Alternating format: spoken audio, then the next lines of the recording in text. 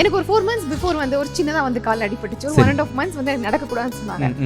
அதுவே வந்து என்ன ரொம்ப உடச்சு போட்டுருச்சு. லைக் 1.5 month எதுவுமே பண்ண முடியாது அப்படி. அது எப்படி சார் ரொம்ப பாசிட்டிவ்? அந்த டைம்ல உங்களோட வீடியோஸ் தான் வந்து ஜாஸ்தி நான் பார்ப்பேன். எனக்கு தெரியல பேசும்போது டக்குனு அது எப்படி எப்பவுமே வந்து அந்த ஒரு விஷயத்தை ஹோல்ட் பண்ண முடியும்ன்றது எனக்கு தெரியல. ஸோ உங்கள் வீடியோஸ் தான் நான் பார்ப்பேன் இந்த கான்ஃபிடன்ஸ். ஸோ ஒரு பூஸ்டாக இருக்கட்டும், ஒரு கான்ஃபிடன்ஸ் பாயிண்ட் நீங்கள் சொல்லணும், நான் என்ன சொன்னேன்? நம்ம லைஃப்பில் நம்ம ஒரு சின்ன பகுதி தான்.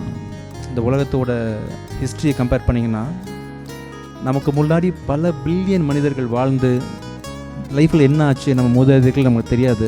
பல விஷயங்களை தாண்டி நம்ம ஜேர்னின்றது ஒரு கொசுவோட ரொம்ப சின்னதான ஒரு சின்ன டாட் தான் நம்ம. ஆனால் நம்ம கண்ணுக்கு இதான் உலகமே, நம்ம கண்ணுக்கு இதான் உலகமே அப்படின்ற மாதிரி நம்ம அதை பார்க்காம நம்ம இந்த உலகத்தில் ஒரு சின்ன பகுதி அப்படின்னு நினச்சிட்டிங்கன்னா நீங்களே ஏரியல் பாயிண்ட் ஆஃப் வியூவில் மேலே வந்து உங்களை பார்த்தீங்கன்னா நீங்கள் பொடிசாக தெரிவிங்க.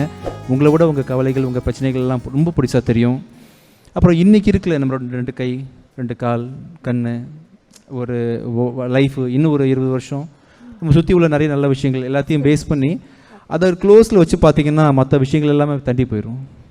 நம்ம கையில் இருக்கக்கூடிய நிறைய விஷயங்கள் இருக்குல்ல அதை வச்சு பார்த்திங்கன்னா தள்ளி போயிடும்.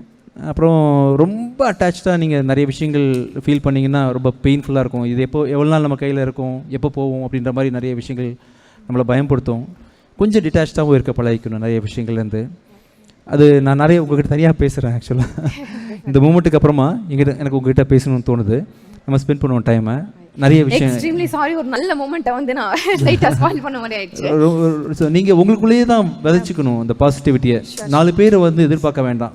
ஒரு கோயில்லையோ குளத்துலையோ ஃப்ரெண்ட்ஸ் மத்தியிலையோ குடும்பத்திலேருந்து எங்கேருந்துமே அதை எடுத்துக்காமல் நீங்கள் நல்லா யோசிச்சு பார்த்தா போதும். நம்ம வந்து எதுக்குமே டைம் ஸ்பெண்ட் பண்ணுறோம். ஃபில்முக்கு போகிறோம், சாப்பிட்றதுக்கு ஸ்பெண்ட் பண்ணுறோம், ட்ரெஸ் எடுக்க ஸ்பெண்ட் பண்ணுறோம், எல்லாத்துக்கும் ஸ்பெண்ட் பண்ணுற டைம் வந்து நமக்குன்னு தனியாக யோசிக்கிறதுக்குன்னு செலவு பண்ணுறதில்ல. ஏன் அப்படின்ற கேள்வியை நீங்கள் எல்லா இடத்துலையும் கேட்கணும். எல்லா இடத்துலையும் ஏன்னு கேட்டிங்கன்னா இனிஷியலாக ஒரு குழப்பமாக இருக்கும். ஆக்சுவலாக ஒரு வாரம் குழப்பம் இருக்கும், ஒரு மாதம் குழப்பம் இருக்கும். அந்த ஏனுக்கான ஆன்சர் கண்டிப்பாக வந்துகிட்டே இருக்கும். நீங்கள் எதை தேடி போகிறீங்களோ அது கண்டிப்பாக வந்துடும் லைஃப்பில். அது வந்து ஒரு சயின்ஸ் தான், யூனிவர்சல் லா. அது நீங்கள் எதை ஃபார் எக்ஸாம்பிள் நான் சொல்கிறேன் இல்லை, எனக்கு மியூசிக் கூட தெரியாது சுத்தமாக. மியூசிக் டேரக்டர் ஆகணுன்ற பிளைண்டான ஒரு ஃபெய்த்து தேவை. ஆயிட்டேன். அங்கேருந்து நடிக்கணும்னு நினச்சேன், நடிக்கவும் தெரியாது, ஆயிட்டேன். இப்போ திடீர்னு போன பிச்சைக்காரன் 2 நான் டைரக்ட் பண்ணுற கேப்பபிலிட்டி எனக்கு கிடையாது. நான் டைரக்ட் பண்ணுன்ற ஐடியாவும் எனக்கு இல்லை, ஆள் கிடைக்கல. சரி நானே பண்ணிடலாம், நல்லா சின்சியராக பண்ணணுன்னு அப்ரோச் பண்ணேன், ஆயிட்டேன் அப்படின்ற மாதிரி. நம்ம எதை வேணும்னு நெருங்கி போக நமக்கு விஷயம். ஸோ ஒரு உண்மை ஏன்னு கேட்டிங்கன்னா பல குழப்பங்களுக்கு நீங்களே ஸ்ட்ரென்த்தாக பில்லர் ஆகிடலாம். 4 பேர் எதிர்பார்க்கும் போது தான் பிரச்சனையே. நம்ம தான் அப்படின்னு முடிவு பண்ணி நீங்கள் ஏன்னு கேட்க ஆரம்பிச்சிங்கன்னா இனிஷியலாக கொஞ்சம் குழப்பம் இருக்கும்.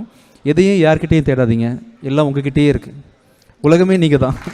ஸோ ஆன்சர் எல்லாம் உங்ககிட்டே இருக்குது. கடைசி வரைக்கும் நமக்குள்ளே இருப்போம். அப்படின்றதுனால ஏன்னு கேளுங்க. அப்புறம் லைஃப்பில் நம்ம மட்டும் தனியாக இல்லை, நம்மளை மாதிரி ஒவ்வொருத்தருக்கும் 1000 பிரச்சனைகள் இருக்குன்றதை நீங்கள் புரிஞ்சுக்கிட்டிங்கன்னா போதும்.